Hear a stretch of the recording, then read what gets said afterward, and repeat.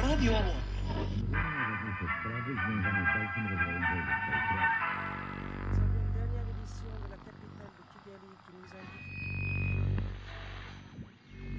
El reciente alto el fuego llegó demasiado tarde para salvar estas aldeas.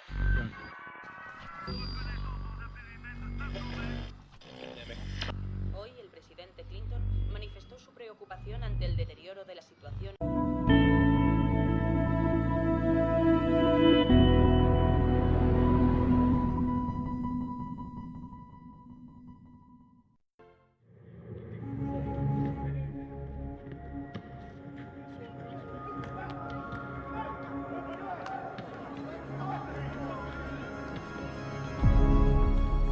Última hora. El capo internacional.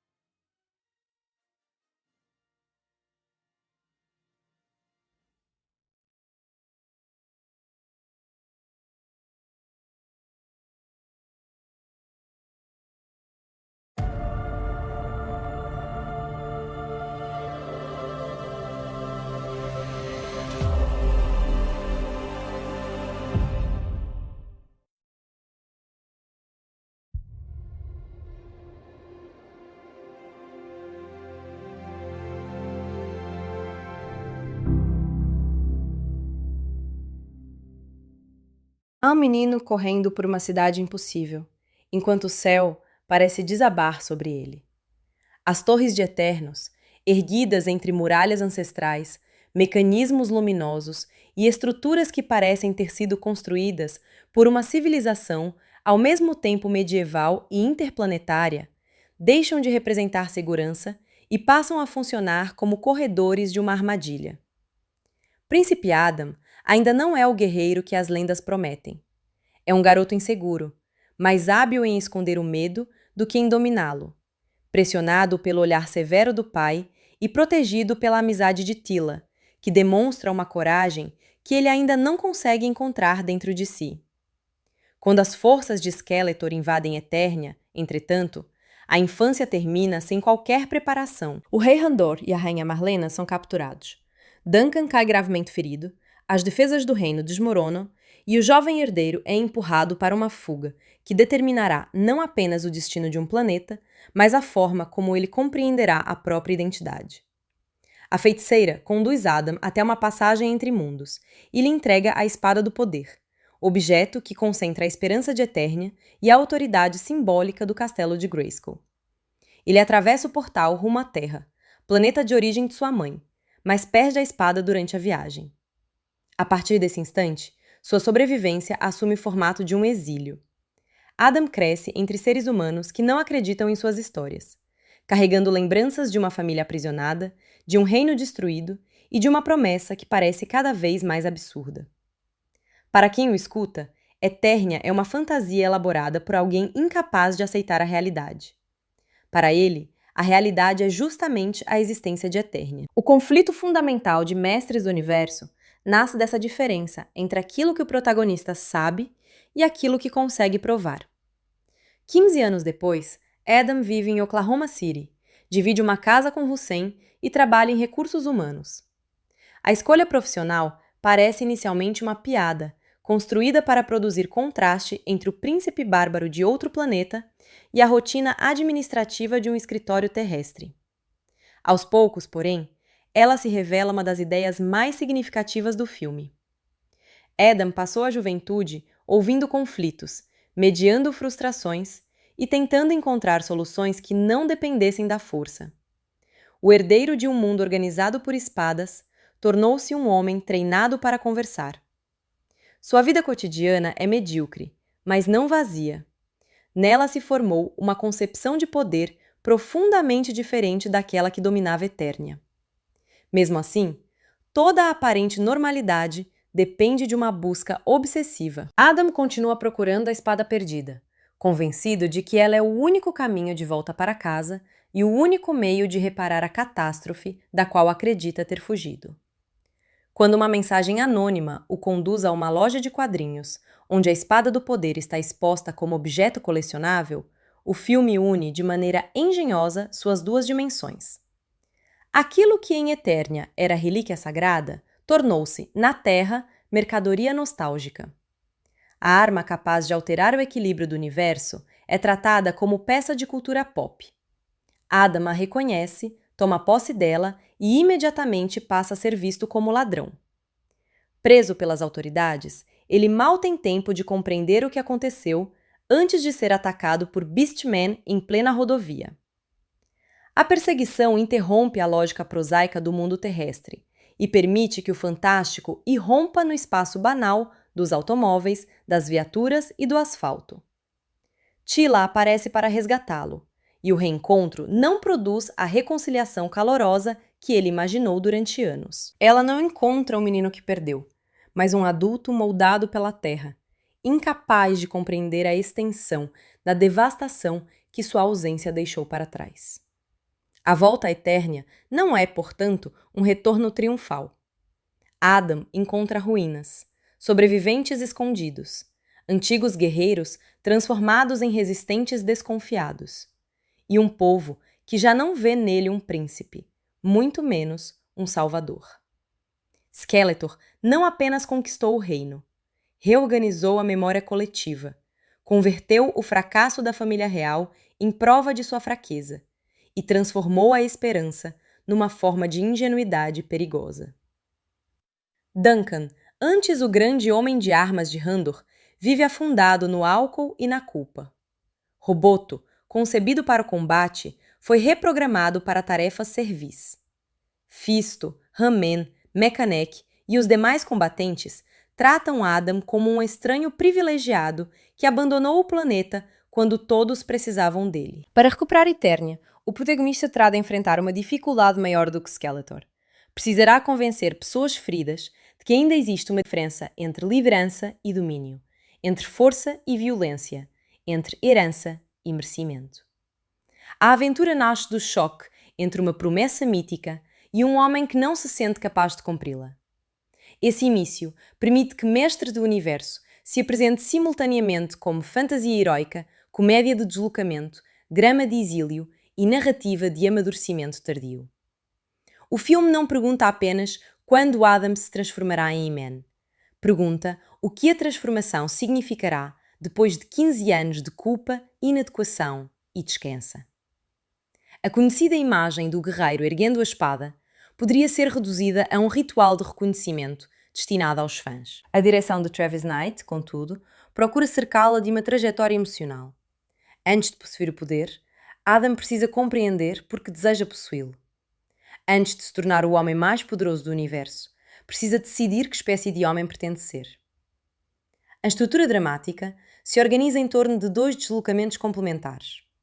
O primeiro leva Adam de Eternia à Terra, da fantasia para a banalidade, da condição principesca para o anonimato. O segundo o leva da Terra de volta à Eternia, mas não restaura automaticamente aquilo que foi perdido. No percurso inicial, o protagonista deixa de ser reconhecido. No retorno, descobre que o reconhecimento não pode ser exigido apenas por causa do nascimento. A narrativa poderia seguir o modelo conservador do herdeiro que recupera o trono usurpado, mas introduz uma complicação moral importante. Adam não deseja simplesmente restaurar a antiga ordem. Sua experiência terrestre o ensinou a desconfiar da autoridade baseada exclusivamente em força, linhagem e obediência. A formação de Adam em recursos humanos funciona como uma ironia, mas também como atualização do arquétipo. O He-Man tradicional foi concebido em torno de uma fantasia corporal direta, força física absoluta, clareza moral e capacidade de derrotar o mal por meio da ação. A versão de 2026 tenta preservar essa dimensão, sem tratá-la como única forma de heroísmo. Adam aprendeu a escutar, negociar, reconhecer traumas e pensar em soluções intermediárias. Quando retorna a um planeta dominado por guerreiros que respondem a conflitos com ameaças, sua linguagem corporativa parece ridícula.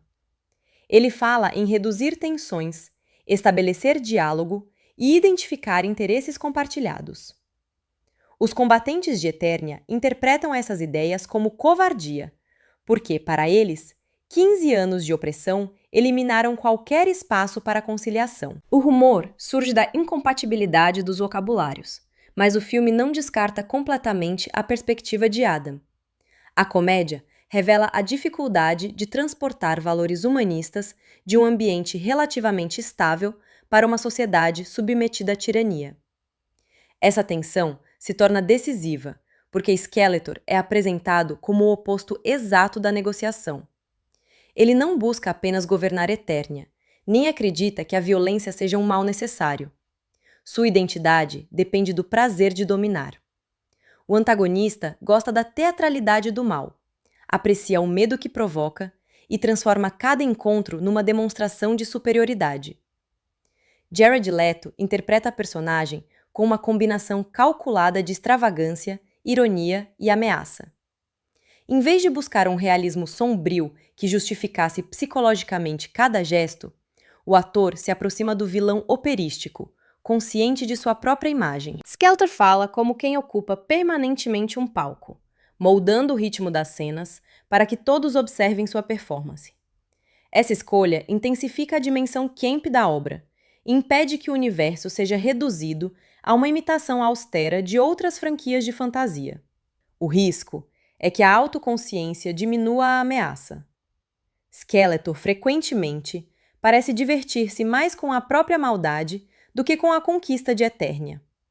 Em determinados momentos, o humor produz uma distância que enfraquece o terror associado ao regime.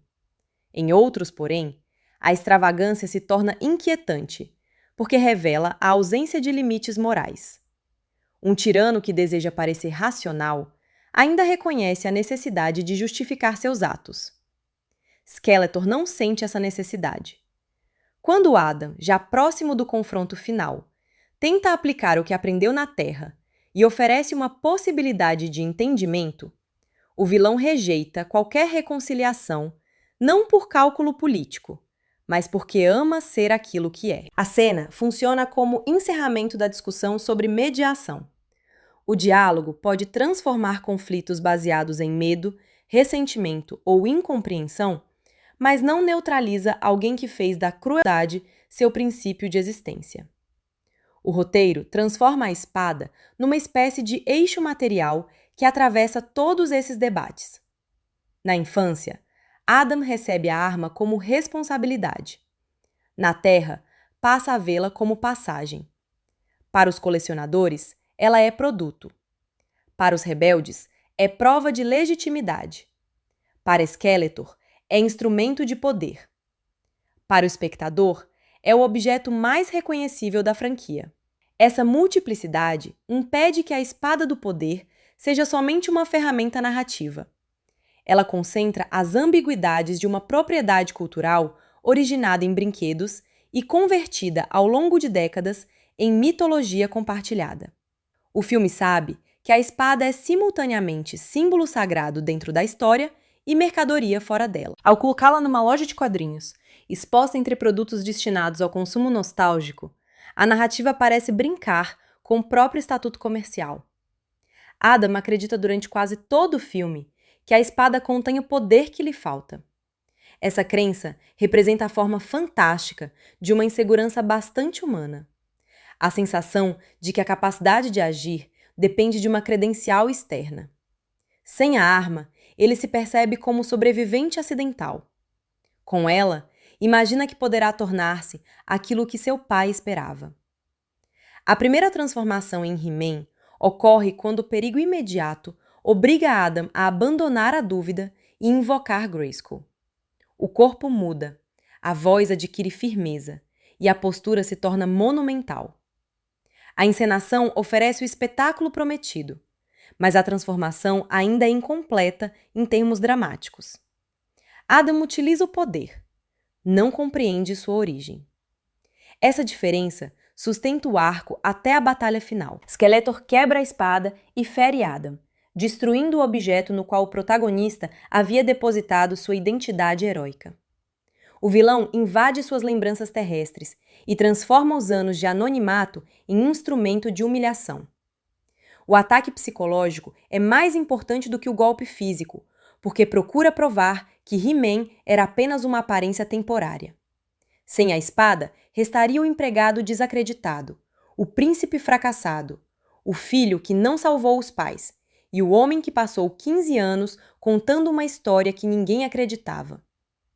A aparição da feiticeira interrompe essa lógica e revela que o poder de Grayskull não reside materialmente na lâmina.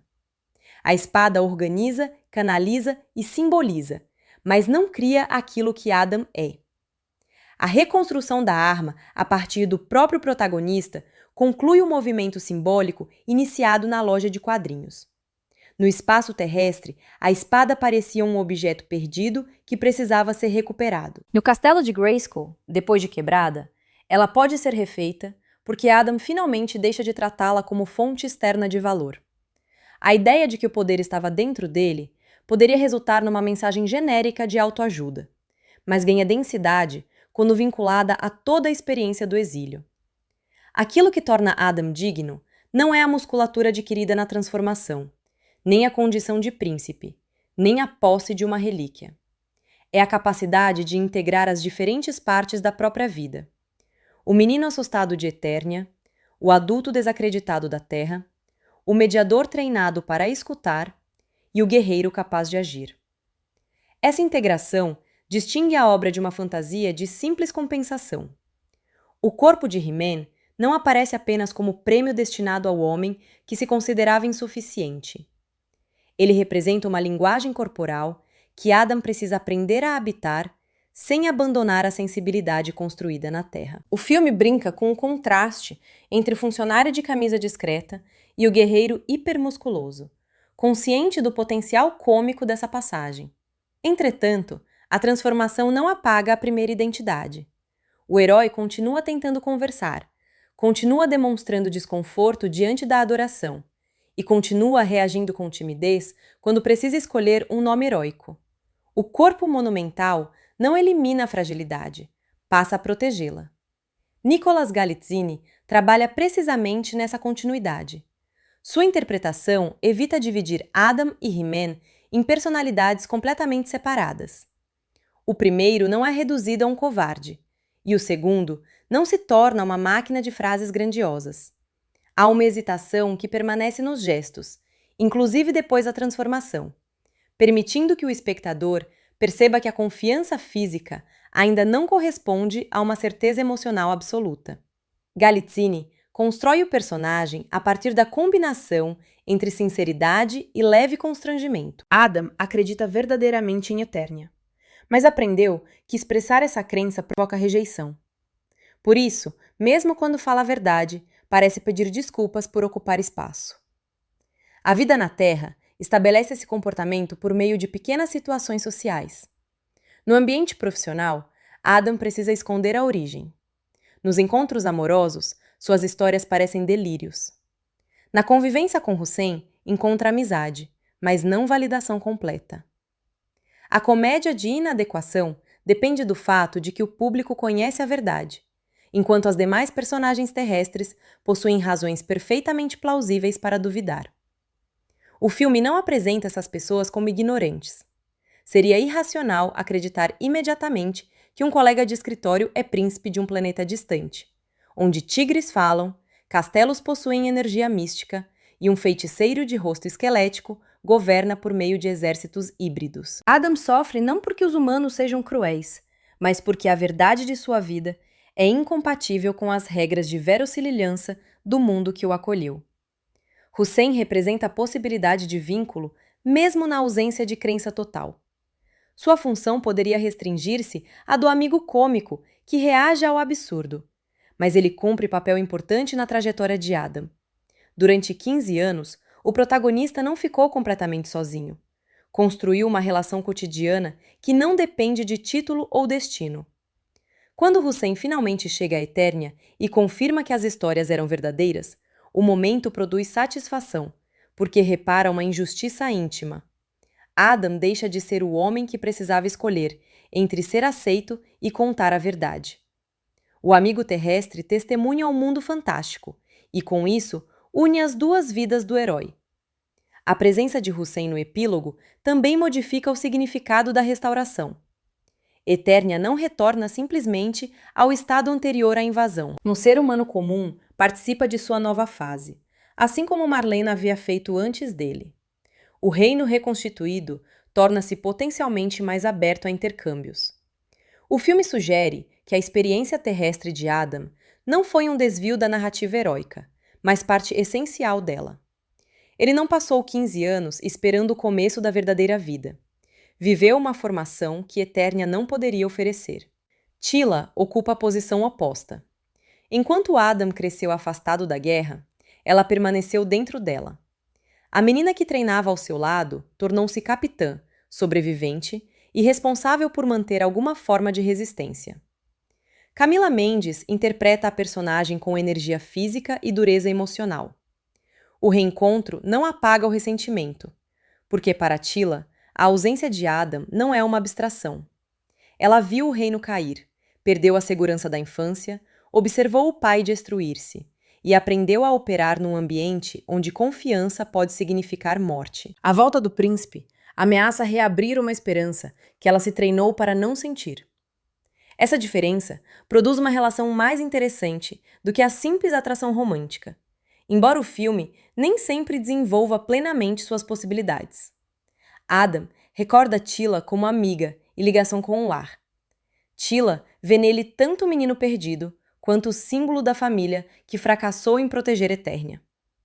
Ela precisa decidir se acredita na pessoa ou apenas na espada que ele carrega.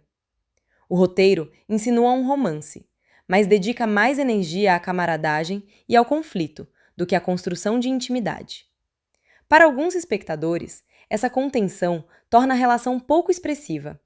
Para outros, evita que Tila seja reduzida à recompensa emocional do herói. O aspecto mais relevante de Tila está em sua relação com a ação. Ela não espera que He-Man apareça para começar a resistir.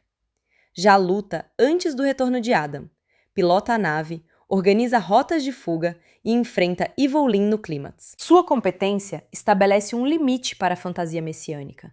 Adam pode carregar o poder de Grayskull, mas a sobrevivência de Eternia dependeu de pessoas que agiram sem ele. A liderança que o filme procura construir só se torna legítima quando reconhece essa dívida. Ainda assim, existe uma assimetria inevitável. A narrativa, por obedecer ao arco de origem de He-Man, concentra revelações metafísicas em Adam e reserva a Tila uma trajetória menos transformadora.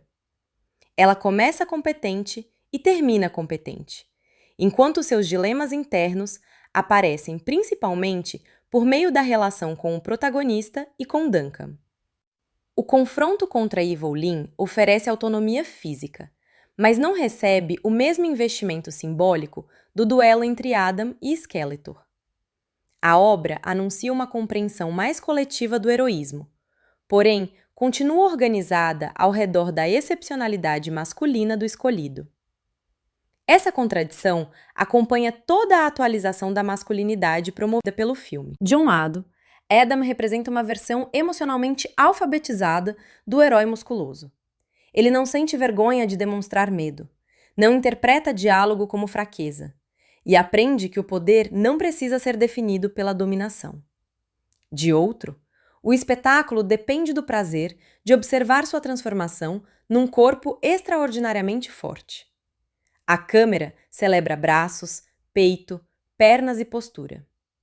Skeletor comenta a fisicalidade de He-Man com uma admiração que intensifica o tom camp. O filme deseja questionar o ideal masculino rígido sem abandonar o apelo visual que tornou a personagem famosa. Em vez de resolver essa tensão, Mestres do Universo a incorpora. O corpo de He-Man é simultaneamente paródia, desejo, mercadoria e emblema moral. Ele remete às figuras musculosas dos anos 1980. à cultura do fisiculturismo, às capas de fantasia heróica e aos bonecos cujas proporções transformavam a anatomia em arquitetura. A adaptação não poderia rejeitar esse corpo sem perder parte fundamental da iconografia. A solução consiste em separá-lo da agressividade emocional. Adam pode parecer uma estátua de guerreiro e continuar sendo alguém que prefere compreender antes de atacar. Duncan oferece uma versão mais antida e ferida dessa masculinidade. Interpretado por Idris Elba, o Homem de Armas não é apenas mentor eficiente ou pai protetor. Quando Adam o reencontra, ele está quebrado, afastado da imagem de autoridade que possuía no prólogo. Sua incapacidade de impedir a queda do reino e proteger Tila transformou-se em culpa autodestrutiva. O álcool funciona como evidência visível de uma derrota que se prolonga muito depois do campo de batalha. Duncan não perdeu apenas uma guerra, perdeu a narrativa, segundo a qual sua força era suficiente para manter tudo sob controle. Elba atribui peso ao personagem mesmo quando o roteiro avança rapidamente. Sua voz e sua presença carregam a memória de uma autoridade anterior, tornando mais dolorosa a degradação. A recuperação não acontece por meio de um discurso motivacional isolado.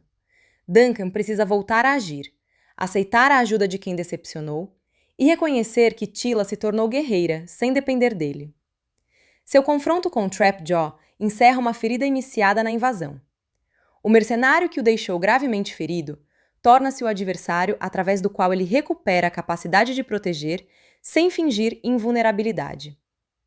A morte de Trapjaw nas mãos de Duncan poderia ser interpretada como simples vingança. A montagem, entretanto, a insere numa batalha em que várias personagens tentam recuperar espaços coletivos. O gesto possui uma dimensão pessoal, mas não restaura a inocência. Duncan vence o inimigo e ainda precisa testemunhar a destruição de Roboto. O filme impede que a vitória seja completamente limpa. Cada recuperação exige perda, e a reconstrução final carrega marcas do preço pago.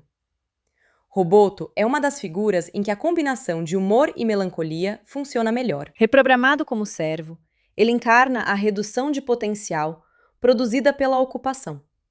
Uma máquina criada para agir foi transformada em utensílio obediente. Sua voz, interpretada por Kristen Wiig, introduz um registro cômico baseado na literalidade e no deslocamento. Aos poucos, porém, a personagem recupera a agência. A participação na fuga e o sacrifício na batalha convertem a máquina em membro efetivo do grupo. A destruição de Roboto mobiliza uma questão recorrente na obra de Travis Knight: a possibilidade de humanidade em corpos não humanos. Em Cubo e as Cordas Mágicas, figuras animadas, espíritos e objetos carregavam memória e afeto. Em Bumblebee, uma máquina alienígena encontrava identidade através da relação com uma adolescente. Aqui, Roboto segue uma tradição semelhante. Sua condição artificial não o torna menos capaz de lealdade. A reconstrução no epílogo evita a permanência da tragédia, talvez de maneira excessivamente confortável, mas também confirma que a comunidade reconheceu seu valor. Cringer, por sua vez, materializa a infância perdida. Adam é separado do tigre durante a invasão e o reencontra quando está aprisionado em Snake Mountain. A cena não depende apenas da nostalgia do público. Para o protagonista, Cringer é uma testemunha viva de quem ele era antes do exílio. O animal recorda uma intimidade anterior às exigências de Randor, a culpa e a transformação heróica. Quando Adam monta o companheiro e, mais tarde, surge com ele na forma de Battlecat, o espetáculo nasce de uma reconciliação afetiva. A transformação de Cringer também espelha a de Adam. Ambos possuem formas associadas à vulnerabilidade e formas associadas à força. A tradição da franquia frequentemente extrai humor da covardia do tigre, mas a versão cinematográfica pode ser lida de maneira mais generosa. Coragem não é ausência de medo, é capacidade de agir apesar dele. Essa ideia se aplica ao animal e ao herói. Adam não precisa eliminar o menino assustado para tornar-se He-Man, assim como Cringer não precisa negar a própria hesitação para converter-se em Battle-Cat. Randor representa a pressão que tornou essa aceitação difícil. No prólogo, o rei observa o filho através de expectativas militares. Adam não corresponde ao ideal de príncipe guerreiro, e a desaprovação paterna converte insegurança em vergonha.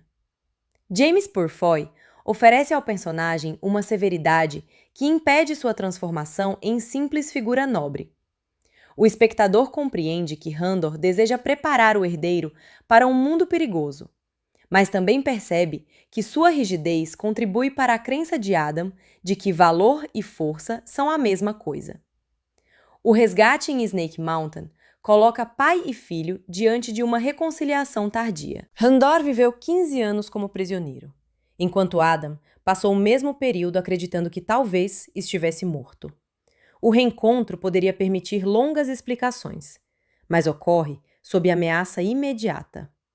Quando o rei é mortalmente ferido no desabamento, a narrativa impede uma reparação completa. Adam não recebe tempo suficiente para provar ao pai quem se tornou, e Randor não pode participar da reconstrução. Essa morte cumpre diversas funções. Em termos clássicos, remove a autoridade anterior para que o herdeiro assuma responsabilidade. Em termos emocionais, impede que o protagonista dependa da aprovação paterna como confirmação de valor. Adam precisa tornar-se He-Man sem receber plenamente a bênção que buscou durante toda a vida. O poder deixa de ser uma resposta ao olhar do pai e passa a ser uma escolha própria. Há, contudo, uma ambiguidade na maneira como o filme utiliza Randor. Sua morte produz peso dramático, mas a velocidade da narrativa limita o luto. Pouco depois, o grupo precisa escapar, organizar a resistência e impedir o ritual em Grayskull. Essa aceleração pertence à lógica do blockbuster, na qual o sofrimento individual frequentemente se transforma em combustível imediato para a ação. O resultado é funcional, embora menos profundo do que poderia ser. A perda existe, mas o filme raramente desacelera o suficiente para permitir que ela altere verdadeiramente o ritmo interno das personagens. Marlena recebe uma função complementar. Como humana que chegou à Eternia e se tornou rainha, ela já representa a união dos mundos que Adam precisa realizar. Sua existência impede que a Terra seja tratada como espaço inferior ou completamente separado da mitologia. A mãe do protagonista conhece as duas realidades e, portanto, antecipa a identidade híbrida do filho. O filme não explora extensamente sua passagem de astronauta terrestre à monarca eterniana, mas esse passado amplia a dimensão de ficção científica do universo. Ao recuperar o governo no epílogo, Marlena também rompe parcialmente a expectativa de que Adam deva assumir imediatamente o trono. O protagonista não termina sentado numa cadeira real. Parte para responder a uma nova ameaça ao lado de Cringer. A mãe governa, enquanto ele experimenta uma identidade heroica ainda recente. Essa escolha mantém aberta a diferença entre poder político e poder mítico. Ser He-Man não significa necessariamente administrar o reino. A feiticeira ocupa o plano metafísico. Guardiã de Grayskull, ela reconhece em Adam algo que ele não consegue perceber. Sua intervenção inicial salva a criança. Sua aparição final salva o adulto da interpretação equivocada de si mesmo. Morena Baccarin empresta serenidade à personagem, embora o roteiro a utilize principalmente como portadora de conhecimento. Ela sabe que a espada não é a origem do poder, mas permite que Adam percorra o caminho necessário para descobrir isso por experiência própria. Essa dinâmica pode levantar uma questão. Por que não revelar tudo antes? Dentro da lógica mítica, a resposta está na diferença entre receber informação e adquirir compreensão. Adam poderia ouvir desde a infância que o poder estava nele, mas, submetido ao julgamento do pai e traumatizado pela fuga, dificilmente acreditaria. A revelação só se torna significativa depois que a espada é destruída. O objeto precisa falhar para que o sujeito deixe de confundir instrumento com essência. Grayskull funciona, nesse sentido, como espaço interior projetado em arquitetura. O castelo é fortaleza, tempo, fonte energética e depósito de memória. Sua aparência de caveira associa poder à mortalidade, lembrando que a força heróica não nasce da negação da morte, mas da disposição de agir diante dela. Skeletor deseja apropriar-se do lugar porque acredita que controle espacial produzirá controle metafísico. Adam compreende que Grayskull não pode ser possuído da mesma maneira que um território. O antagonista, cujo próprio rosto é uma caveira, oferece uma duplicação sombria do castelo. Tanto Skeletor quanto Grayskull carregam a imagem da morte, mas seus significados são opostos. No vilão, a caveira se torna máscara de poder, instrumento de intimidação e identidade fechada. No castelo, representa passagem, ancestralidade e mistério. Skeletor acredita que parecer indestrutível é dominar a morte. Grayskull ensina que o poder só pode ser usado por quem aceita a vulnerabilidade. Evelyn compreende melhor do que seu mestre a relação entre ritual, conhecimento e sobrevivência. Alison Brie interpreta a feiticeira com humor seco e inteligência prática. Enquanto Skeletor transforma cada momento em espetáculo, ela observa, calcula e sugere alternativas. É Evelyn quem percebe que a posse física da espada não permite ao tirano acessar o poder. Sua fuga durante a batalha final confirma uma característica essencial. Ela não está comprometida com a autodestruição teatral do vilão. O retorno de Evelyn ao castelo de Grayskull para recuperar o crânio de Skeletor prepara uma continuação, mas também preserva a ideia de que sistemas de dominação sobrevivem às derrotas individuais. Adam desintegra o corpo do tirano, porém a imagem, o legado e a possibilidade de retorno permanecem.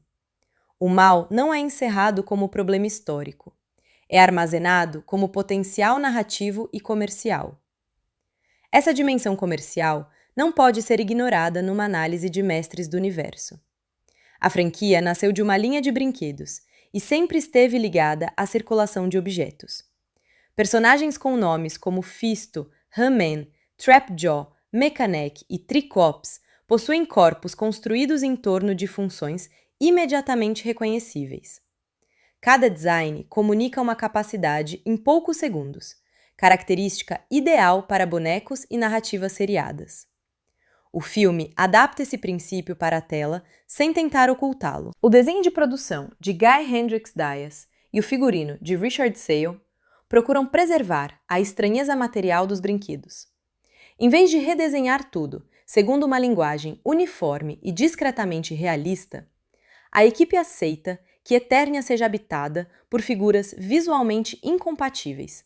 Há couro, metal, músculos, mecanismos, peles, cores intensas, superfícies translúcidas, armas tecnológicas e símbolos arcaicos. O resultado se aproxima de uma caixa de brinquedos transformada em paisagem épica. Essa fidelidade produz encanto e excesso. Fisto aparece com a enorme mão metálica que define sua identidade. Ram-Man precisa conservar a impressão de que todo o corpo foi organizado para funcionar como ariete. Trapjaw mistura prótese, armadura, mandíbula mecânica e braço intercambiável. O trabalho de figurino precisou equilibrar reconhecimento e mobilidade, permitindo que atores e dublês realizassem cenas de combate dentro de formas inspiradas em bonecos de proporções pouco naturais. A produção reuniu uma equipe numerosa e combinou peças físicas, próteses e complementação digital para manter a sensação de materialidade. Travis Knight possui uma relação particularmente adequada com esse desafio. Formado na animação e associado à Laika, ele desenvolveu uma carreira baseada na transformação de objetos em personagens. Na animação em stop motion, materiais concretos precisam sugerir movimento, emoção e interioridade. Mesmo quando trabalha em live action, Knight demonstra interesse por superfícies táteis e criaturas que pareçam ocupar o mesmo espaço dos atores. Em Bumblebee, sua principal contribuição à série Transformers foi devolver peso emocional e legibilidade física a uma franquia dominada pelo excesso mecânico. Mestres do Universo expande essa abordagem. Knight não trata a origem brinquedística como vergonha a ser escondida. Ao contrário, procura descobrir o que existe de imaginativamente poderoso no ato infantil de juntar elementos que, segundo a lógica adulta, não deveriam coexistir. Bárbaros usam tecnologia avançada. Feiticeiros dividem espaço com robôs. Naves atravessam paisagens de castelos e montanhas. Tigres falam. Soldados possuem pescoços extensíveis. E armas de energia são empunhadas por figuras vestidas como guerreiros de uma antiguidade inexistente. O diretor declarou que o grande desafio era equilibrar justamente essa mistura e que buscou representar fisicamente diante da câmera tudo o que fosse possível, recorrendo ao digital quando ele oferecia a ferramenta mais adequada. Essa combinação aparece como o princípio estético. Os cenários e figurinos tentam fornecer uma base concreta para que criaturas digitais como Beastman e Battlecat não pareçam pertencer a outro filme. O objetivo não é alcançar realismo cotidiano, mas coerência sensorial dentro do delírio. A fotografia de Fabian Wagner desempenha papel decisivo nessa organização. Eternia precisa ser colorida sem se tornar visualmente plana, e a Terra precisa parecer ordinária sem perder energia. O filme tende a diferenciar os mundos por escala, textura e composição. Na Terra, Adam aparece cercado por escritórios, estradas, apartamentos e lojas, ambientes onde o corpo humano cabe de maneira previsível. Em Eternia, as personagens são frequentemente enquadradas diante de estruturas verticais, cavernas monumentais, ruínas e máquinas, cuja dimensão ultrapassa o indivíduo. A luz terrestre favorece uma sensação de normalidade ligeiramente desencantada. Adam não vive num pesadelo, mas num mundo no qual sua história não encontra forma visível. Eternia, ao contrário, apresenta cores saturadas e contrastes fortes. O planeta é belo e ferido ao mesmo tempo. A variedade cromática preserva a memória dos desenhos animados, enquanto sombras, destroços e áreas ocupadas revelam o domínio de Skeletor. Snake Mountain e o castelo de Grayskull formam polos visuais dessa geografia. A primeira é marcada por ameaça, interioridade opressiva e poder apropriado. O segundo combina monumentalidade, mistério e promessa. A jornada entre ambos possui dimensão moral. Adam precisa atravessar o espaço da tirania antes de compreender o significado do espaço sagrado. O filme evita a tendência de transformar fantasia em sucessão de tons acinzentados. Essa escolha pode parecer simples, mas possui implicações culturais. Durante anos, grandes adaptações buscaram legitimidade por meio do escurecimento visual, como se cores intensas pertencessem necessariamente ao infantil. Mestres do Universo rejeita essa equivalência. Sua paleta assume que o fantástico pode ser vibrante sem perder gravidade. A cor também participa da caracterização. Skeletor e Evelyn são cercados por tons que sugerem energia corrosiva, magia instável e teatralidade. He-Man surge associada ao brilho dourado do poder, enquanto Teela e Duncan possuem figurinos que equilibram função militar e reconhecimento iconográfico. Cringer e Battlecat introduzem o verde impossível de uma criatura que não pretende disfarçar sua origem fantástica. O problema aparece quando a abundância visual compete com a clareza narrativa. Há muitas personagens, muitos detalhes de cenário e numerosas referências destinadas a espectadores familiarizados com a franquia. Em certas batalhas, a imagem precisa apresentar simultaneamente habilidades específicas, piadas, confrontos paralelos e movimentos de exércitos. A legibilidade varia. Algumas sequências preservam objetivos espaciais claros. Outras se aproximam do ruído típico dos clímax digitais contemporâneos. A primeira grande luta, após o retorno de Adam, é eficiente porque possui foco dramático definido. Os sobreviventes ainda não confiam no príncipe. Trapjaw bloqueia a fuga e a transformação em He-Man altera imediatamente a relação de forças. O espetáculo visual corresponde a uma mudança narrativa. Quando Adam ergue a espada, o corpo não cresce apenas para derrotar o inimigo. Torna visível uma possibilidade que os demais haviam descartado. A sequência da rodovia na Terra funciona por contraste. Beastman invade um espaço reconhecível, e a presença da criatura transforma o trânsito em território de fantasia. A ação é mais eficaz quando a mise-en-scène permite que o absurdo permaneça perceptível. O humor não cancela o perigo, porque Adam ainda não controla plenamente a espada e depende da intervenção de Tila. A invasão inicial de Eternos estabelece uma escala maior, mas também precisa introduzir muitas informações. O espectador conhece Adam, Tila, Duncan, Rendor, Marlena, a feiticeira, Skeletor, Trapjaw, a espada, Grayskull e a lógica do portal em pouco tempo. A velocidade cria impacto, porém reduz a oportunidade de experimentar o reino antes de sua queda. Eternos é apresentada já sob ameaça, de modo que a nostalgia de Adam precisa sustentar um lugar que o público mal teve tempo de conhecer em paz. Essa decisão possui uma vantagem. Em vez de retardar a trama com uma longa exposição, o filme faz da perda a primeira experiência de Eternia. O planeta é introduzido como memória fragmentada. Quando Adam retorna, as ruínas não contrastam apenas com aquilo que o espectador viu, mas com aquilo que imagina ter existido. A incompletude do prólogo se torna parte da melancolia. A montagem de Paul Rubel precisa administrar mudanças constantes de tom. O filme passa da tragédia infantil à comédia de escritório, da perseguição terrestre à aventura espacial, da reunião de rebeldes ao drama familiar e, finalmente, à guerra fantástica. Em seus melhores momentos, as transições criam a sensação de uma narrativa que expande progressivamente o universo. Em outros, o encadeamento parece acumular episódios em vez de desenvolver uma linha contínua. A duração, próxima de 2 horas e 20 minutos, se tornou um dos principais pontos de discussão na recepção. O filme deseja contar uma origem completa, apresentar dezenas de figuras reconhecíveis, construir a relação de Adam com a Terra, mostrar a ocupação de Eternia, realizar 2 missões de resgate, encenar a primeira transformação e reservar espaço para um clímax prolongado. Cada elemento possui função, mas a soma produz sensação de excesso. O trecho intermediário é especialmente vulnerável.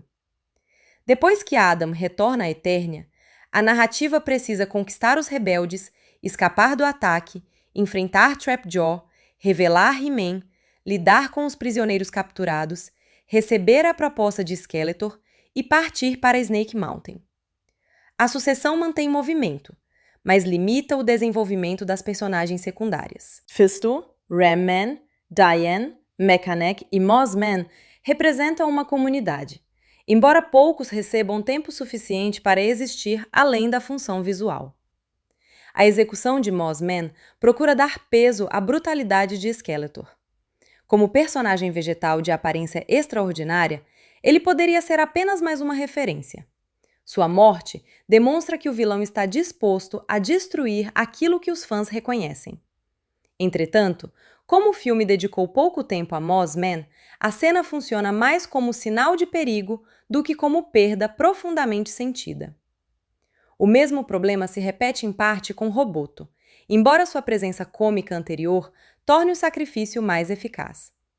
O roteiro deseja que o espectador se importe com uma comunidade inteira, mas a estrutura de origem privilegia Adam.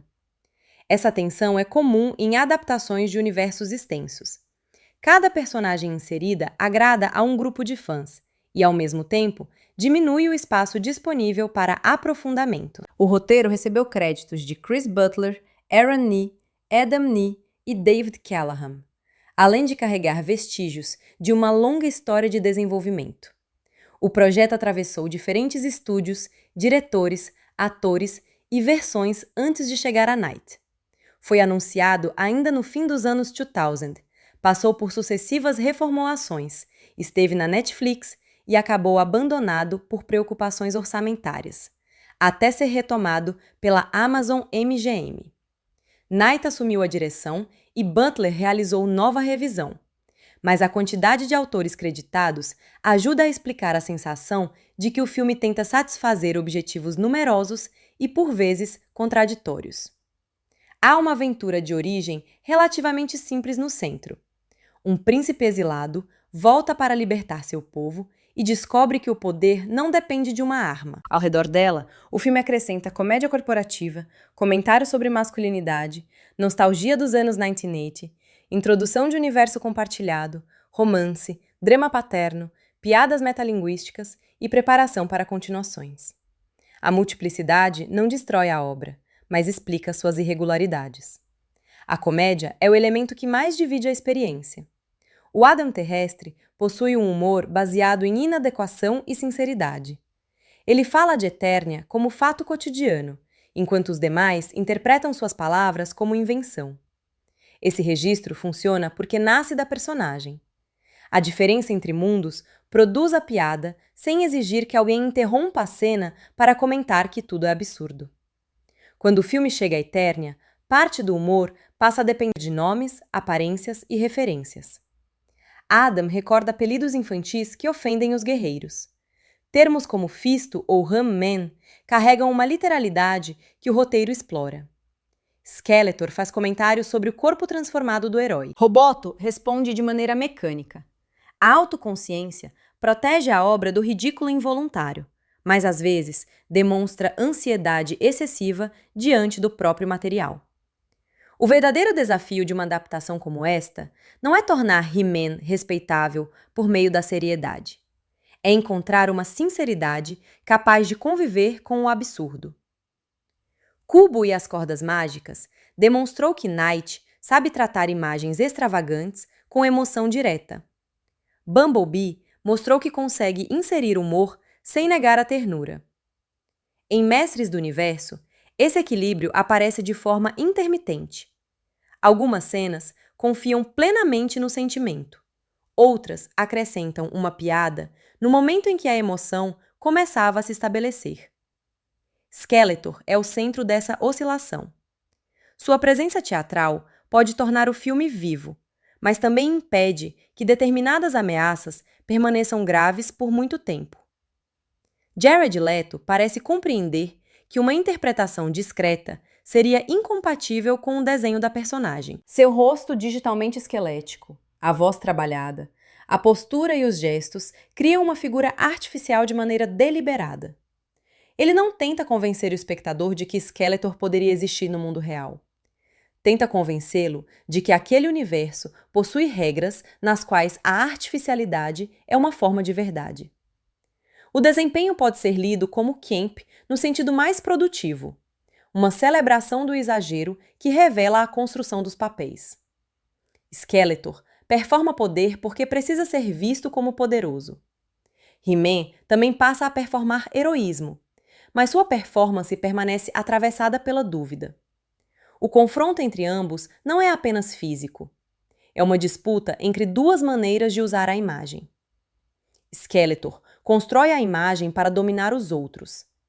Adam aprende a aceitar a imagem sem ser dominado por ela. O vilão acredita completamente na máscara. O herói descobre que a forma heróica só possui valor quando conectada a uma interioridade ética. Por isso, a quebra da espada e a volta temporária ao corpo comum são essenciais. Se Adam vencesse apenas porque He-Man é fisicamente mais forte, o filme confirmaria a lógica de Skeletor. Ele vence porque compreende o poder de maneira diferente.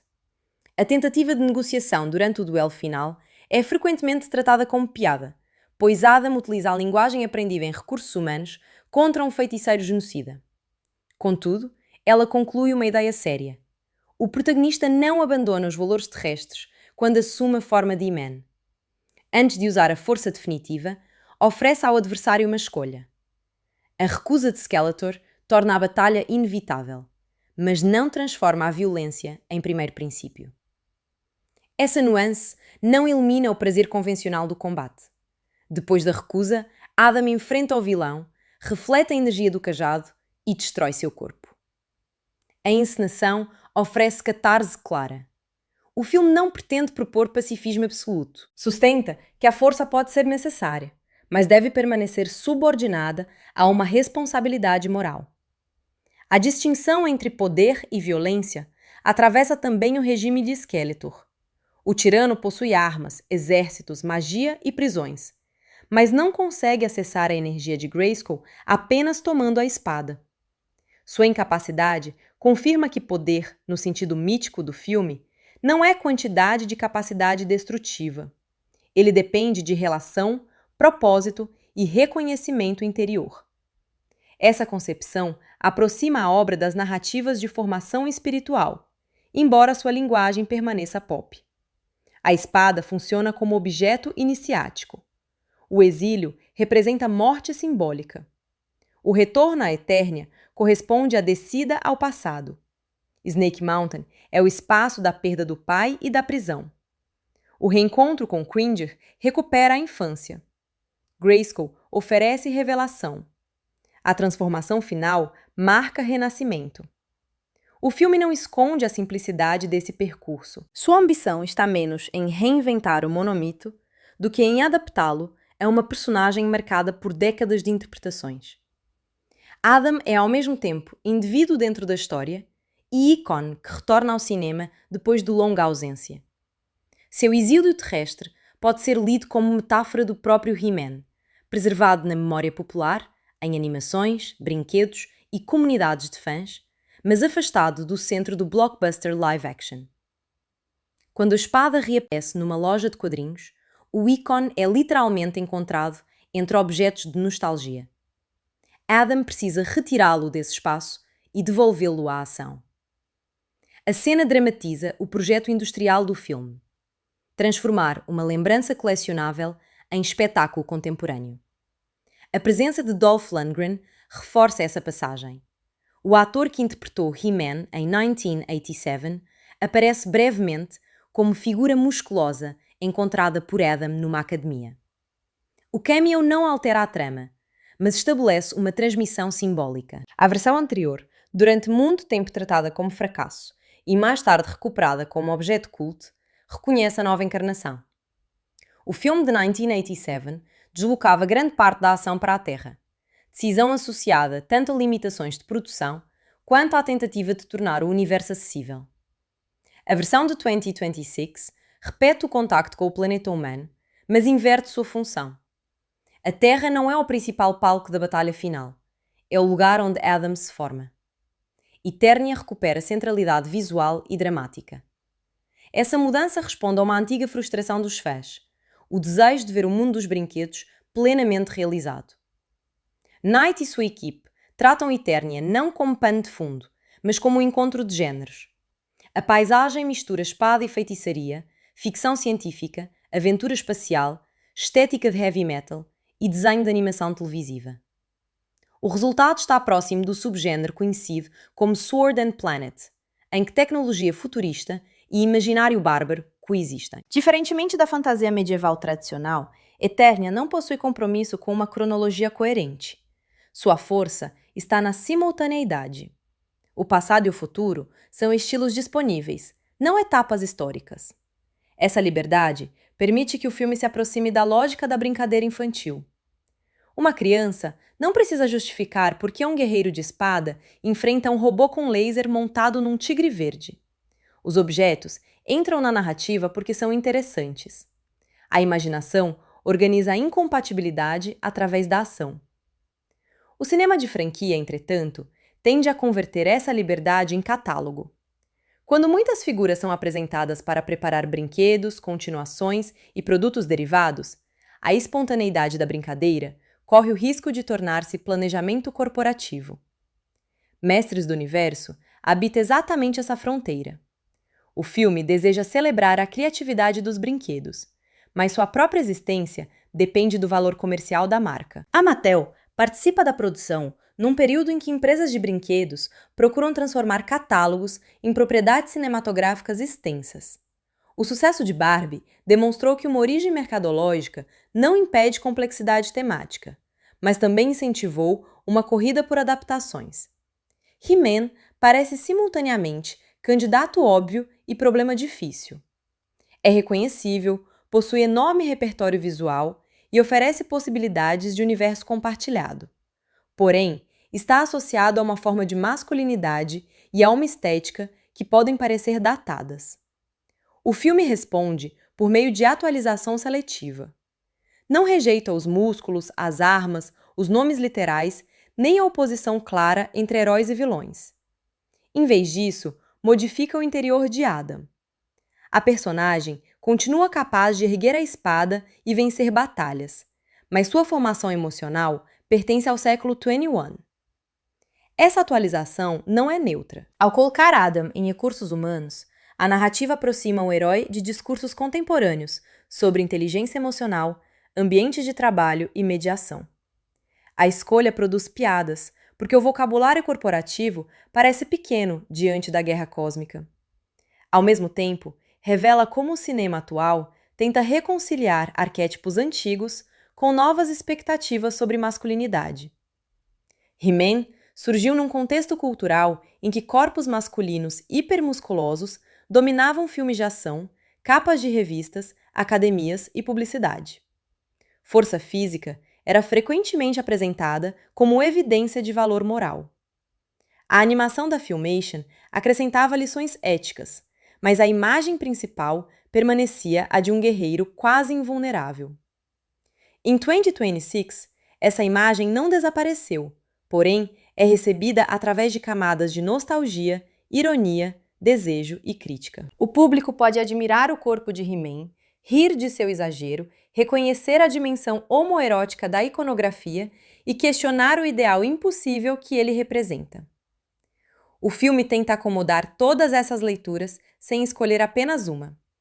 A interpretação de Galitzine ajuda porque não apresenta Adam como alguém obcecado em provar masculinidade. A transformação física é necessária para o papel e celebrada pela encenação, mas a personagem não passa o tempo competindo com outros homens por status. Seu conflito central é a legitimidade. Ele não pergunta se é forte o bastante para derrotar todos. Pergunta se merece ser a pessoa de quem todos dependem. Teela oferece uma resposta prática. Para ela, merecimento não se mede por destino, mas por presença. Adam esteve ausente, mesmo que involuntariamente. A espada e a linhagem não apagam esse fato. A confiança só começa a surgir quando ele aceita lutar ao lado dos demais, não acima deles. Fisto, He-Man e os rebeldes ampliam esse julgamento. A hostilidade inicial parece cômica, especialmente porque alguns ainda se lembram dos apelidos infantis de Adam. Contudo, a desconfiança possui fundamento político. Um herdeiro que retorna depois de 15 anos pode ser visto como símbolo de restauração, mas também como alguém que reivindica autoridade sem ter compartilhado o sofrimento coletivo. O filme poderia explorar mais profundamente essa questão. A rapidez com que a primeira transformação convence parte dos guerreiros corre o risco de confirmar a mesma política da força que a narrativa pretende criticar. Adam conquista credibilidade porque demonstra poder extraordinário. Sua empatia importa, mas o momento decisivo ainda é físico. Essa ambivalência torna o filme mais interessante do que uma leitura puramente celebratória permitiria. Mestres do Universo deseja afirmar que a verdadeira força vem de dentro e depende de caráter. Entretanto, o mundo ficcional continua reconhecendo o herói quando seu poder se torna visível. A interioridade precisa adquirir forma espetacular para produzir efeito social. O cinema, naturalmente, funciona através dessa visibilidade. Não basta dizer que Adam amadureceu. A narrativa precisa mostrar uma transformação. O raio, a espada, a energia, o novo corpo e a música convertem desenvolvimento psicológico em imagem coletiva. O rito funciona porque oferece ao público algo que pode ser visto, ouvido e lembrado. Daniel Pemberton compreende essa necessidade sonora. Sua música combina impulsos orquestrais de fantasia, percussão, sintetizadores e energia associada ao rock. Em vez de tratar a trilha dos anos 1980 como relíquia constrangedora, o compositor recupera a grandiosidade do período. A música frequentemente anuncia que o filme deseja ser sentido antes de ser julgado. Nos momentos de transformação e batalha, a trilha amplia a escala. Nos trechos terrestres, canções conhecidas e referências pop situam Adam num ambiente de nostalgia compartilhada. A utilização de músicas como The Power e Princess of the Universe é quase excessivamente literal. Mas essa literalidade pertence ao espírito da obra. O filme não procura esconder o prazer de associar refrões reconhecíveis à imagem de He-Man. Essa escolha pode ser criticada como dependência de atalhos nostálgicos. Uma canção popular carrega emoções produzidas fora do filme e permite que a cena se beneficie delas. Contudo, a franquia inteira está baseada na circulação de memórias. O uso musical apenas torna explícito o mecanismo que também opera nos figurinos, nomes e cameos. A trilha original é mais importante quando cria unidade entre elementos visuais contraditórios. A mesma linguagem musical precisa acompanhar castelos, naves, robôs e guerreiros, sem fazer com que pareçam pertencer a universos separados. Pemberton utiliza a grandiosidade como cola estética. Se tudo soa como parte de uma epopeia, a incompatibilidade se transforma em estilo. O ritmo musical, entretanto, também contribui para a sensação de saturação. O filme raramente permanece silencioso por muito tempo. Piadas, diálogos, efeitos, temas e canções competem por atenção. Em cenas de batalha prolongadas, o volume pode substituir a progressão dramática. A luta em Snake Mountain exemplifica essa tendência. Adam chega determinado a salvar os pais e enfrenta sucessivos guardas. A ação demonstra o domínio crescente da forma de He-Man, mas a repetição de obstáculos reduz a singularidade de cada confronto. O verdadeiro centro da sequência está no encontro com Skeletor e na morte de Handor. Tudo o que antecede esse núcleo deveria intensificar a expectativa, não apenas aumentar a quantidade de movimento. A caverna em colapso transforma a vitória aparente em fracasso. Adam consegue chegar ao pai, mas não consegue salvá-lo. O filme utiliza essa perda para desmontar a fantasia de que possuir poder elimina consequências. Mesmo como He-Man, o protagonista chega tarde demais para recuperar tudo. Ao perder a consciência e voltar à forma comum, Adam é despojado da imagem heróica diante de Skeletor. O retorno ao corpo mortal possui dimensão de vergonha, porque ocorre no momento de maior derrota. A prisão com Marlena e o reencontro com Cringer permitem reconstruir a identidade a partir de relações, não de força. A fuga e a organização do ataque final transformam Adam de escolhido isolado em líder de grupo. Ele não vence sozinho. Duncan enfrenta Trapjaw. Teela combate Evil Lyn. Cringer enfrenta Beastman. E os rebeldes atacam o exército. O clímax paralelo segue uma estrutura clássica, distribuindo antagonistas segundo vínculos temáticos. Duncan contra Trapjaw é o duelo do trauma passado. Teela contra Evil Lyn coloca duas mulheres associadas a diferentes formas de disciplina e poder. Cringer contra Beastman contrapõe criatura companheira e criatura submetida à brutalidade. Adam contra Skeletor reúne as concepções opostas de autoridade. A luta de Teela e Evil Lyn poderia receber maior elaboração. Ambas cresceram em sistemas hierárquicos, possuem competência extraordinária e atuam ao lado de figuras masculinas investidas de poder mítico. Teela mantém lealdade sem abandonar julgamento. Evil Lyn preserva a autonomia por meio do oportunismo. O confronto oferece material para uma reflexão sobre sobrevivência feminina em estruturas dominadas por guerreiros, mas o roteiro privilegia a função cinética. Cringer e Beastman representam relações diferentes entre humanidade e animalidade. Beastman é usado por Skeletor como força bruta, uma criatura definida por ferocidade e controle. Cringer mantém vínculo afetivo com Adam e escolhe participar. Quando se transforma em Battlecat, sua força deriva da relação, não da submissão. Duncan e Trapjaw, por sua vez, incorporam dois usos da tecnologia. Duncan cria armas e dispositivos para proteger. Trapjaw transformou o próprio corpo em arsenal. Ambos misturam organismo e máquina, mas o primeiro preserva a responsabilidade moral, enquanto o segundo converte modificação em identidade predatória. O duelo principal se desloca do físico para o psicológico, quando Skeletor invade as memórias terrestres de Adam. Essa passagem reconhece que a fraqueza central do herói não está no corpo. O vilão utiliza o descrédito, a solidão e a vergonha acumulada. O espaço mental permite que a Terra retorne ao clímax, impedindo que a primeira parte do filme pareça apenas prólogo cômico descartável. A intervenção da feiticeira poderia ser chamada de solução externa, mas ela não entrega um novo poder, apenas reorganiza a interpretação. Adam já possui aquilo de que precisa. A cena visualiza um processo de autoconhecimento que a narrativa construiu desde o início. Quando a espada se recompõe, o filme entrega sua imagem mais explícita de integração. Os fragmentos deixam de representar fracasso e tornam-se partes reunidas. A arma reconstruída é a própria identidade de Adam. Eternia e terra, força e escuta, príncipe e funcionário, criança e adulto. A vitória por reflexão da energia do cajado também possui valor simbólico. Adam não destrói Skeletor apenas produzindo mais força. Devolve ao vilão a energia que ele próprio lançou. A tirania é vencida por sua incapacidade de lidar com os efeitos do poder que emite. A desintegração de Skeletor fornece encerramento suficiente para o filme. Mas as cenas posteriores preservam as possibilidades de franquia. Ivalin recupera o crânio. A risada do vilão sugere sobrevivência. Orco aparece. A Dora é revelada em Etéria.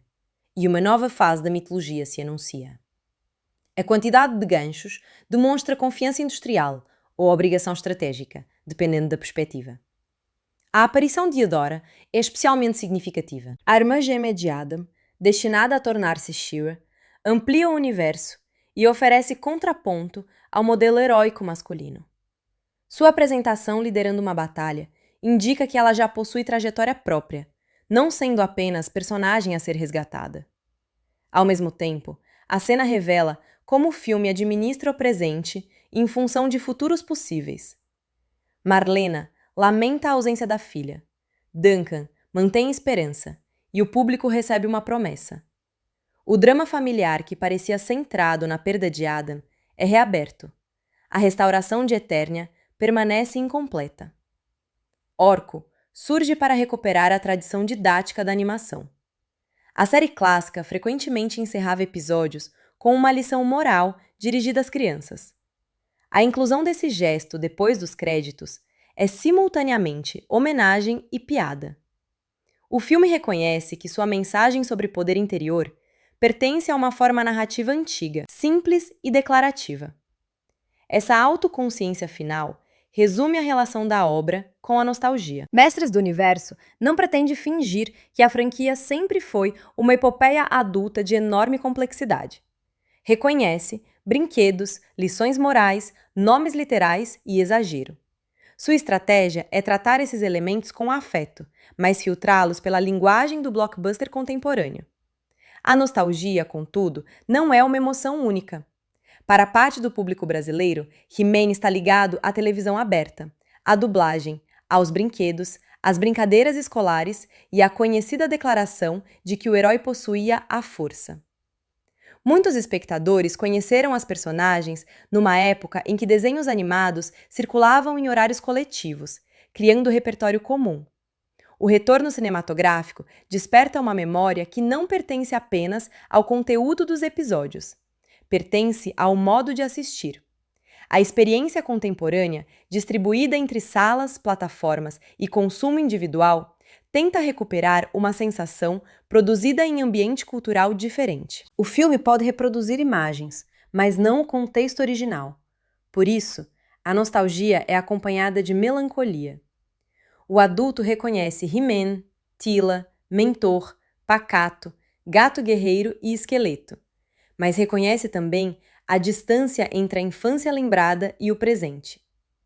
A adaptação oferece corpos materiais para figuras antigas, enquanto confirma que o tempo passou. Adam vive uma versão narrativa dessa experiência. Ele retorna à Eternia, esperando encontrar o lar preservado na memória, mas descobre ruínas. O planeta mudou, as pessoas envelheceram e as relações foram reorganizadas pela ausência. O retorno nostálgico não restaura o passado. Exige criação de uma nova comunidade.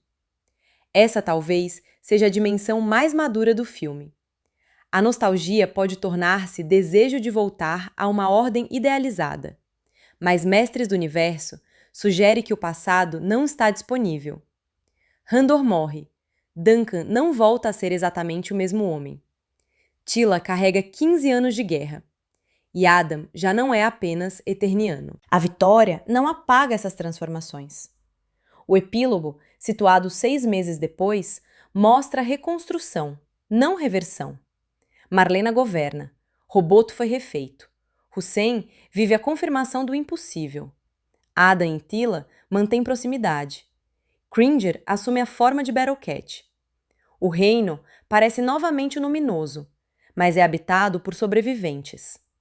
Quando Tila pergunta qual será o nome heróico de Adam e ele responde com timidez, a cena evita uma proclamação totalmente solene. He-Man é um nome estranho, especialmente quando ouvido como escolha consciente de um adulto. O constrangimento reconhece essa estranheza sem descartá-la. O herói passa a habitar o nome da mesma forma que passou a habitar o corpo, com sinceridade suficiente para sobreviver à ironia. A recepção crítica refletiu a natureza híbrida da obra. Parte dos críticos valorizou o colorido, a energia, a fidelidade ao espírito da franquia, a atuação do elenco e a disposição de abraçar a fantasia sem vergonha. Outros apontaram duração excessiva, humor autoconsciente demais, romance pouco desenvolvido e ação repetitiva. Na recepção inicial, o consenso permaneceu dividido entre o encanto de um espetáculo assumidamente lúdico e a impressão de que o filme carregava material demais para uma narrativa relativamente simples. Essa divisão é coerente com o projeto. Quem deseja um retorno afetuoso pode perceber cada personagem e cada objeto como recompensa. Quem não possui ligação anterior com a franquia pode sentir que o filme pede entusiasmo antes de construir razões suficientes. A mesma aparição de Fisto, que emociona um fã, pode parecer ruído para outro espectador. O desempenho comercial foi mais problemático. Produzido com um orçamento estimado em cerca de 30 milhões de dólares, o filme encerrou sua trajetória teatral inicial com aproximadamente tens e furtença no mundo, resultado insuficiente para um blockbuster desse custo. A estreia norte-americana ficou abaixo do necessário para sustentar uma longa permanência, e a queda nas semanas seguintes confirmou a dificuldade de alcançar público além do núcleo nostálgico.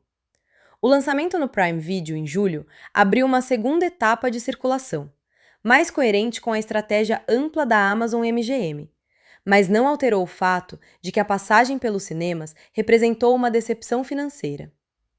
Esse fracasso relativo expõe um problema central da indústria contemporânea. Propriedades conhecidas são consideradas seguras porque já possuem público, mas justamente esse reconhecimento pode limitar a expansão. He-Man é familiar para gerações específicas, embora não possua a presença cinematográfica contínua de super-heróis da Marvel ou da DC. O estúdio investiu como se estivesse lançando um evento global consolidado, enquanto o mercado respondeu como se recebesse uma nostalgia de alcance mais restrito. A duração e o custo também refletem a tentativa de fundar uma franquia completa num único movimento. O filme não se contenta em apresentar Adam e Skeletor. Precisa mostrar Eternia, Terra, Rebeldes, Grayskull, Snake Mountain, Battlecat, Evolin, Roboto, Adora e Orko. O investimento busca criar infraestrutura para continuações. Quando a bilheteria não corresponde, todo esse planejamento fica suspenso. Ainda assim, a circulação por streaming pode favorecer a obra. Em casa, a duração parece menos impositiva, e o público familiar pode encontrar o filme sem assumir o custo e o compromisso de uma sessão cinematográfica.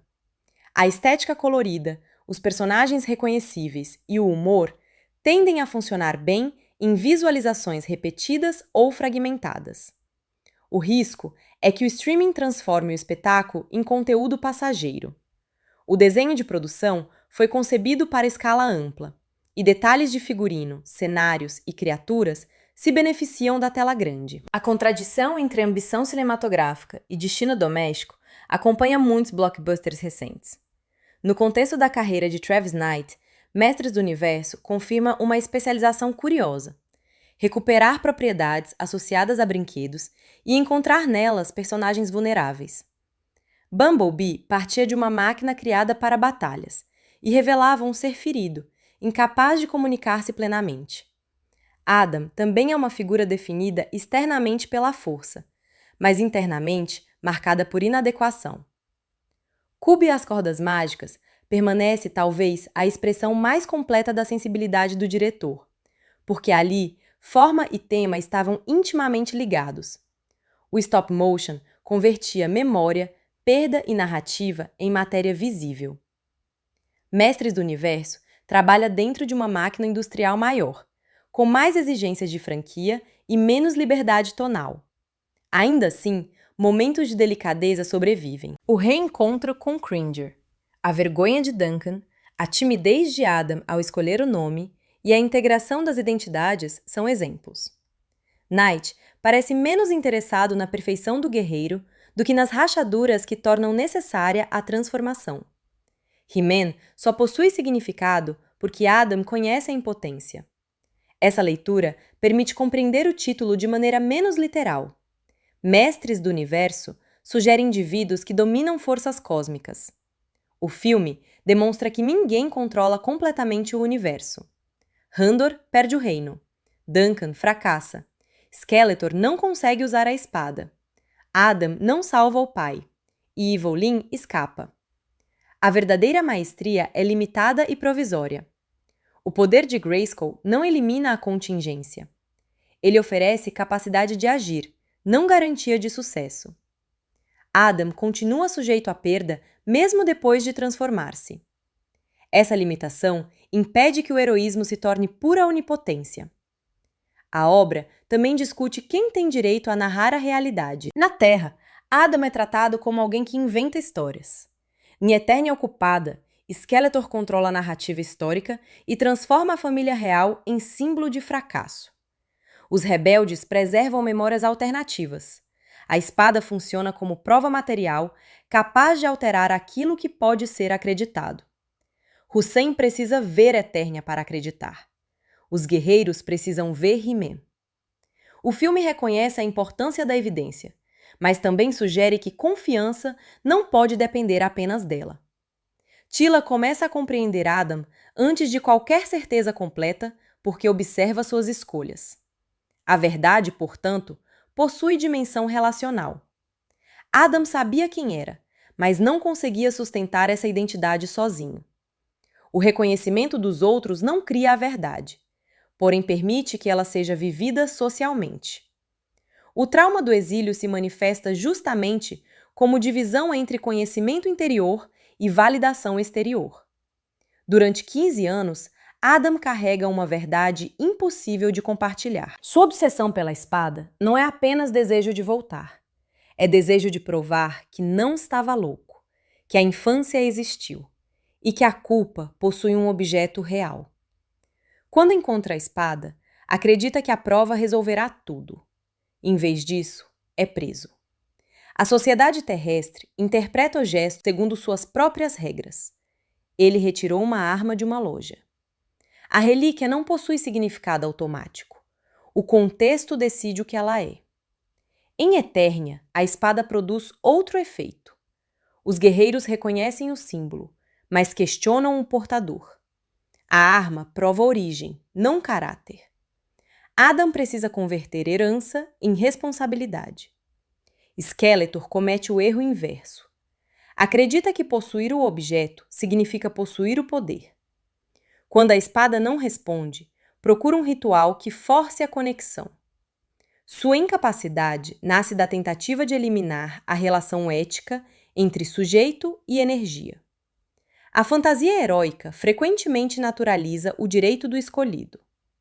Mestres do Universo tenta tornar esse direito condicionado. Adam nasceu príncipe, recebeu a espada e contém o poder, mas só se torna He-Man quando aceita agir em favor dos outros, sem reduzir o heroísmo a privilégio. A decisão de não coroá-lo imediatamente no final preserva essa condição. Adam não assume domínio político porque sua jornada ainda não o tornou governante completo. Marlena possui experiência, legitimidade e compreensão dos dois mundos. O herói torna-se defensor, não soberano absoluto. Essa separação é saudável para uma franquia cujo protagonista é chamado de homem mais poderoso do universo. Sem limites institucionais, a figura poderia aproximar-se perigosamente do autoritarismo que combate. Ao manter o poder heróico fora do trono, o filme sugere uma distribuição de funções. Teela representa a autoridade militar, Marlena, a autoridade política, a feiticeira, a autoridade espiritual, Duncan, conhecimento técnico e Adam, força excepcional. A comunidade ideal depende do equilíbrio entre essas formas. Skeletor, ao contrário, concentra magia, exército, governo e culto à personalidade. O filme não desenvolve plenamente as instituições de Eternia, mas essa leitura emerge da composição final. A libertação não consiste apenas na troca de um governante. Consiste na recuperação de uma pluralidade de vínculos. A presença de personagens tão diferentes reforça essa pluralidade. Roboto é máquina, Cringer é animal falante, Marlena é humana. A feiticeira ocupa a dimensão mística. Fisto e Trapjaw possuem corpos modificados. Eternia é um universo de identidades híbridas. Essa diversidade torna especialmente inadequada a tirania de Skeletor. Seu regime transforma diferenças em funções militares subordinadas.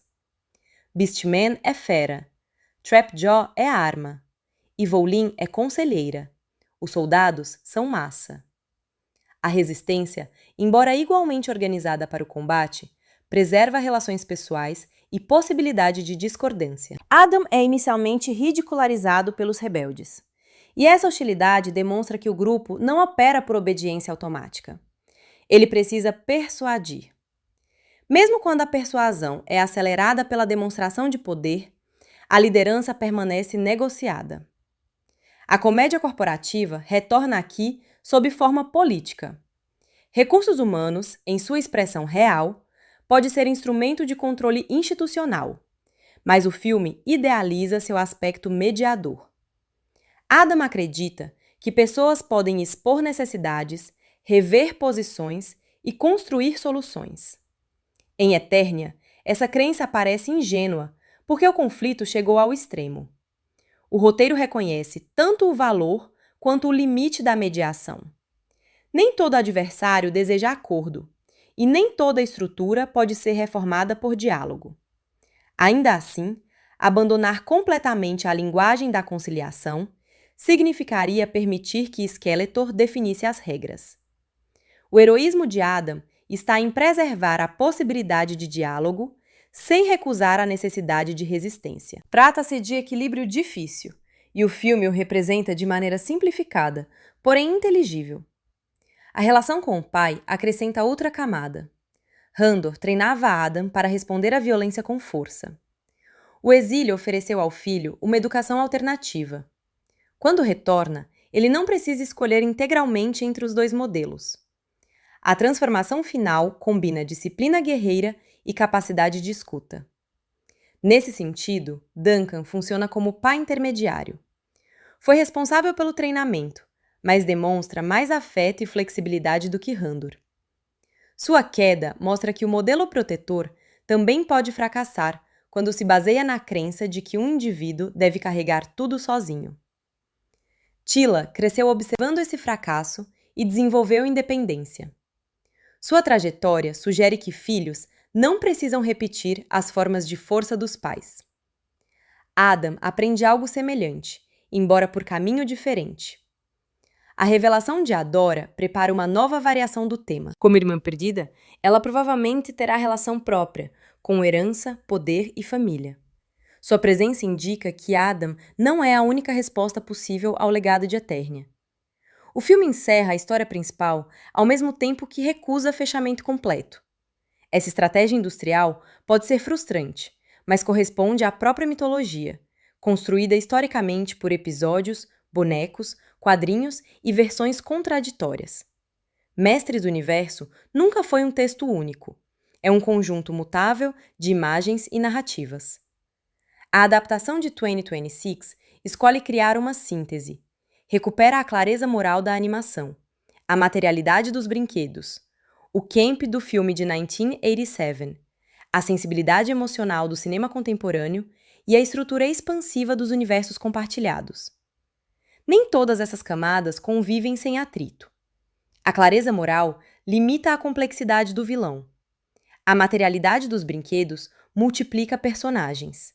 O camp interrompe o drama. A sensibilidade contemporânea produz diálogos que às vezes parecem importados de outro gênero. A expansão de franquia alonga o encerramento. Entretanto, os atritos também impedem que o filme se torne genérico. Uma versão completamente séria poderia diluir He-Man numa fantasia sombria indistinta. Uma versão puramente paródica destruiria qualquer investimento emocional. Knight prefere correr o risco do excesso. O resultado é uma obra irregular, mas frequentemente sincera. Sua melhor qualidade está na recusa de sentir vergonha. Eternia é colorida. Os nomes são absurdos. O herói ergue uma espada. Um tigre verde se transforma em montaria blindada. Um homem com uma mão metálica chama-se Fisto. Um vilão de rosto esquelético declara amor à própria maldade. A sinceridade não significa ausência de ironia.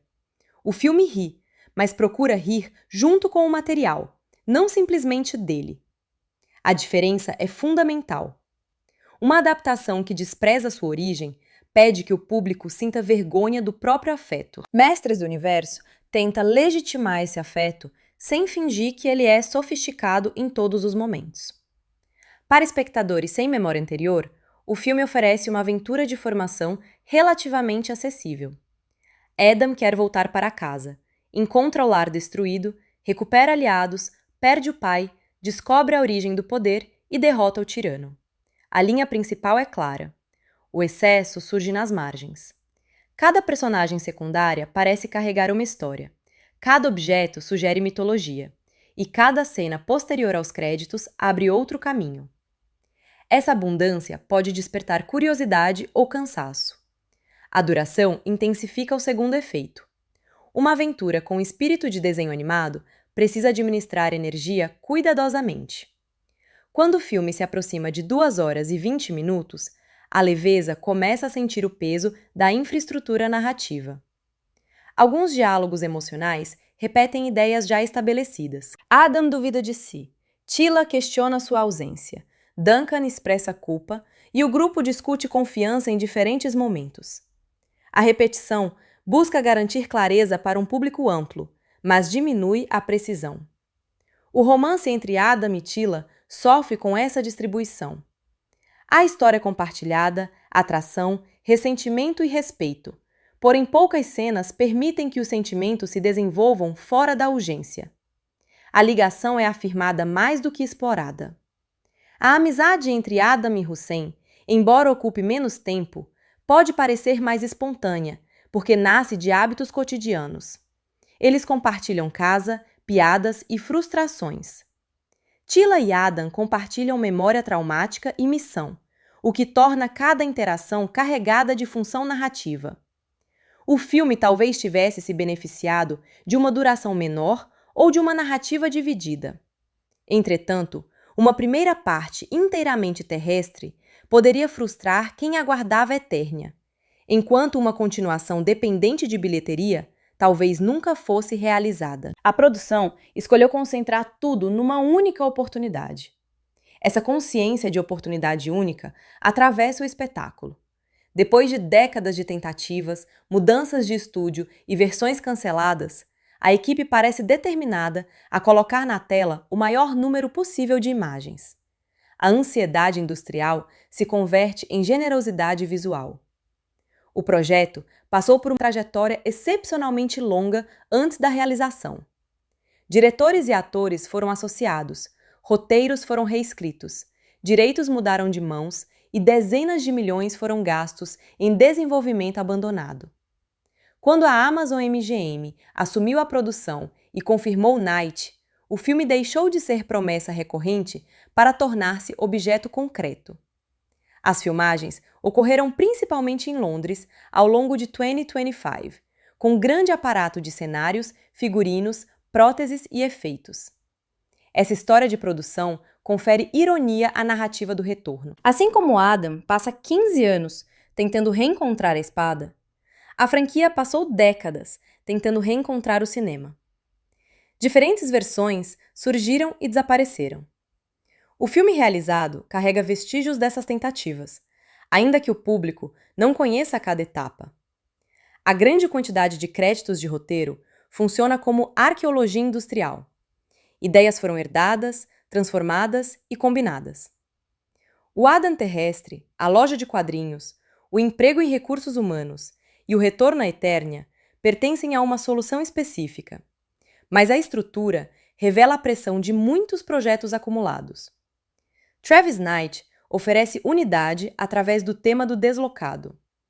Adam é estrangeiro na Terra e estrangeiro na própria Eternia. Essa condição permite que o público seja introduzido ao universo ao mesmo tempo que o protagonista o redescobre. A estratégia evita longas explicações abstratas. Adam já conhece nomes e lugares, mas precisa reconhecer suas formas destruídas. Tila explica mudanças, não fundamentos completos. O espectador aprende por meio do contraste entre memória e presente. A loja de quadrinhos também funciona como comentário sobre a transformação de mitologia em arquivo. Ali, objetos de diferentes universos estão organizados para a compra. A espada do poder perdeu contexto e tornou-se curiosidade. Adam restitui história ao objeto ao reconhecê-lo. O gesto, porém, é criminalizado. Essa piada contém uma verdade sobre propriedade cultural. Fãs sentem que determinados símbolos lhes pertencem emocionalmente, mas continuam sendo mercadorias controladas por empresas. Adam acredita possuir a espada por direito existencial. A loja possui por direito legal. A adaptação inteira participa dessa contradição. He-Man pertence à memória de milhões, mas também a uma corporação. O filme tenta transformar propriedade intelectual em experiência afetiva, e sua eficácia depende da capacidade de fazer o público esquecer temporariamente a operação comercial. Os melhores momentos conseguem isso. O reencontro com Cringer não parece anúncio do brinquedo, porque a relação possui história. A primeira transformação funciona porque responde ao fracasso de Adam. A morte de Randor altera o arco emocional. A reconstrução da espada conclui um símbolo. Os momentos menos eficazes tornam a operação visível, quando personagens surgem apenas para exibir habilidades, quando ganchos de continuação se acumulam, ou quando canções conhecidas sinalizam exatamente o que o espectador deve sentir. A engenharia da franquia se impõe. Essa oscilação não é exclusiva de mestres do universo.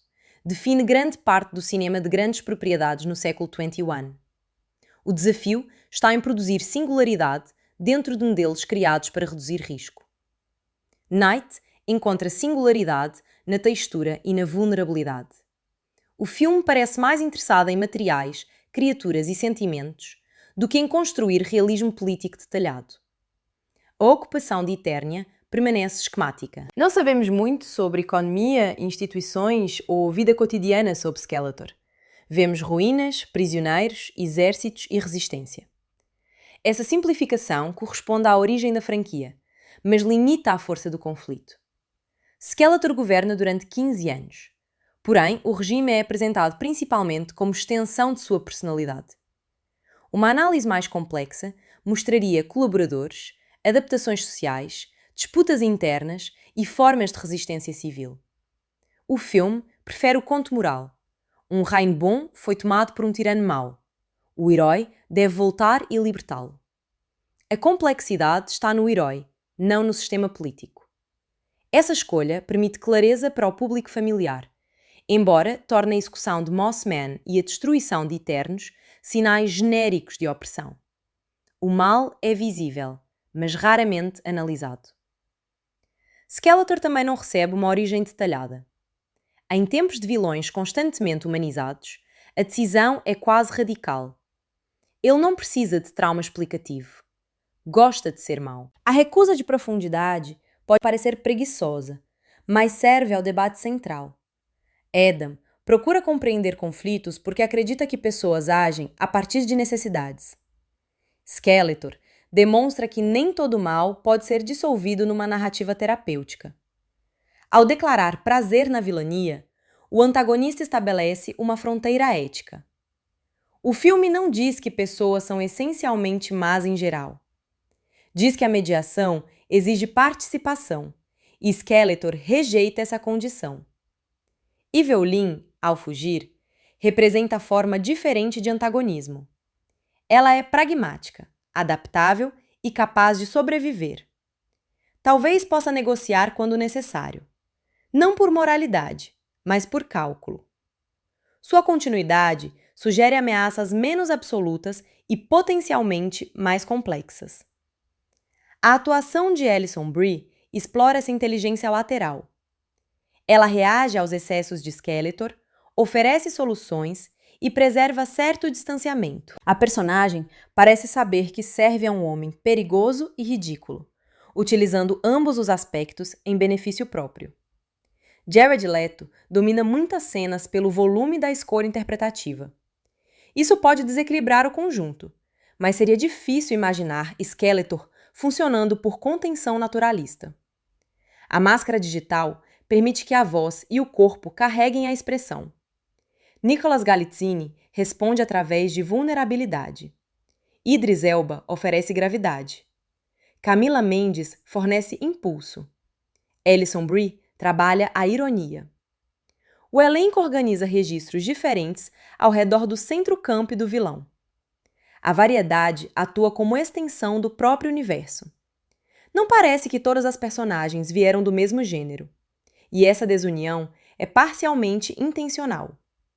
Duncan poderia pertencer a uma fantasia militar, Adam a uma comédia de deslocamento, Skeletor a uma ópera espacial e Roboto a uma animação cômica. A direção precisa fazer essas formas conversarem. O sucesso varia de cena para cena, mas o conjunto preserva a personalidade. Mesmo quando falha, Mestres do Universo raramente parece indiferente. O filme possui entusiasmo evidente por sua iconografia. Essa energia explica por que parte da crítica reagiu positivamente apesar das falhas estruturais. Há prazer em ver uma produção cara utilizar recursos para construir algo colorido e estranho, em vez de esconder tudo sob uma estética uniforme. Outros críticos perceberam justamente o contrário. Um espetáculo caro que transforma lembranças em conteúdo longo, recheado de piadas e ação padronizada. Ambas as leituras encontram apoio no texto.